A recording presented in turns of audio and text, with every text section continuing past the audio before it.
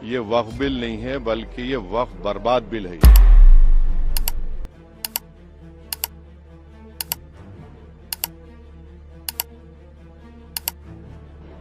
और अगर चंद्रबाबू नायडू, नीतीश कुमार, चिराग पासवान, जयंत चौधरी इसकी तायीद करेंगे। क्या देश में प्रेसिडेंट रूल लगने वाला है?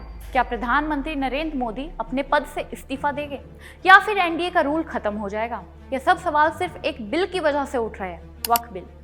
नमस्कार, मैं हूं अनुष्का पवार और आज हम चर्चा करेंगे वक्फ बिल के बारे में।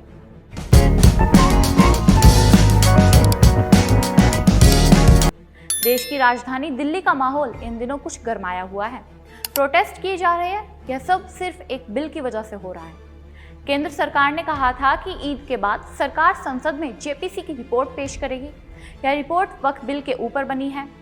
पहले एक कमेटी बनाई गई जिनमें सत्ता पक्ष और विपक्ष दोनों के मेंबर थे और जगदम्बिका पाल इसके चेयरमैन बने। लेकिन अब सवाल यह उठता है कि अगर वक्फ बिल संसद में पेश हो जाता है तो देश में दंगे भी हो सकते हैं। पहले आपको बताते हैं इस रिपोर्ट में क्या है।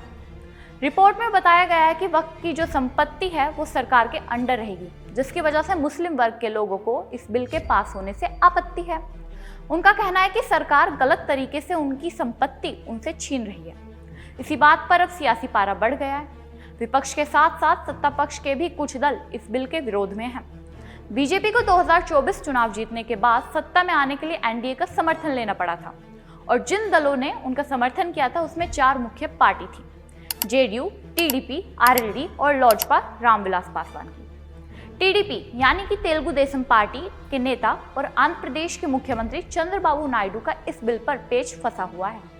अभी तक नायडू ने साफ नहीं किया है कि उनकी पार्टी संसद में इस बिल को समर्थन करेगी या फिर नहीं। और ये सब बातें तब से शुरू हुई है जब रमजान के महीने में चंद्रबाबू नायडू ने एक बयान दिया था। उन्होंने कहा था कि हमारी पार्टी यानी कि टीडीपी का समर्थन हमेशा मुस्लिमों के हित में रहा है।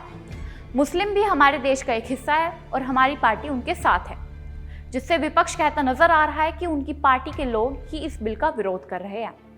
हालांकि अभी तक चंद्रबाबू नायडू ने वक्फ बिल पर कुछ टिप्पणी नहीं की है। अगर हम जेडीयू की बात करें तो जेडीयू ने साफ कह दिया कि केंद्र में बिल पेश होने के बाद हमारा समर्थन साफ होगा।